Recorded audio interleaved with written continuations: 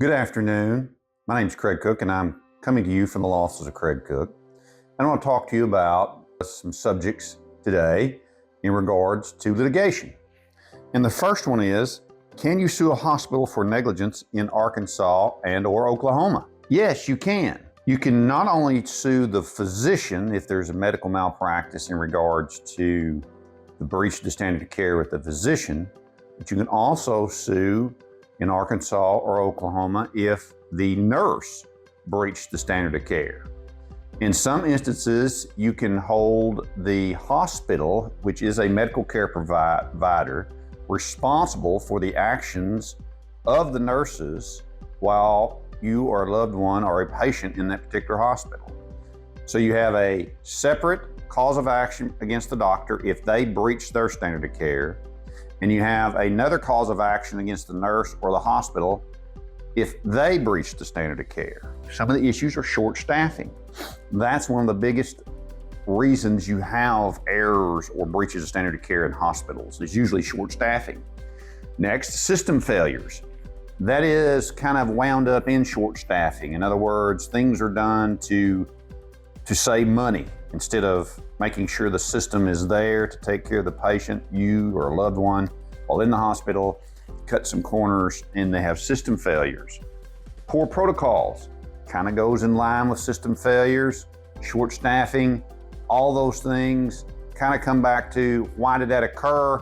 Usually it's a result of not having enough folks, not spending enough money for the care of the patient, whether it be yourself, a loved one, while in a hospital. Next, I want to talk about clearing up some confusion about hospital liability and encouraging yourself to take action if you suspect institutional negligence. When you can see this, not just in hospitals in both Arkansas and Oklahoma, but you can also see this in nursing homes, is when you are there and you never have a nurse come in and do the rounds, or you never have either be an LPN or RN to come in and do the rounds.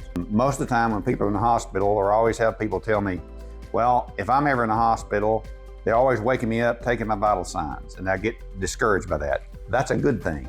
That means that hospital is trying to do what they need to do if they are actually up and doing that. But when you have a situation where you are not having them come in and check your vital signs, they're not doing things to check on you, then that's a bad thing.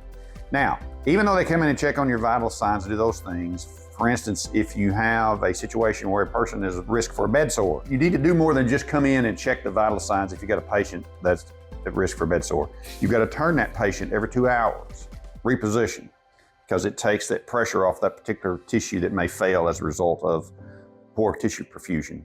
So just because they do come in, which is a good sign if they do come in to take your vitals, they also need to do the other things they're supposed to do per the orders and protocols of the hospital, like in cases where you have patients that's in there either in a nursing home or in a hospital for bed sores. And again, these issues flow over in both Arkansas and Oklahoma, hospitals or nursing homes. If you suspect that you have a loved one that's been the subject of malpractice or lack of care in either a nursing home or a hospital in either Arkansas or Oklahoma, contact us, the law offices of Craig L. Cook.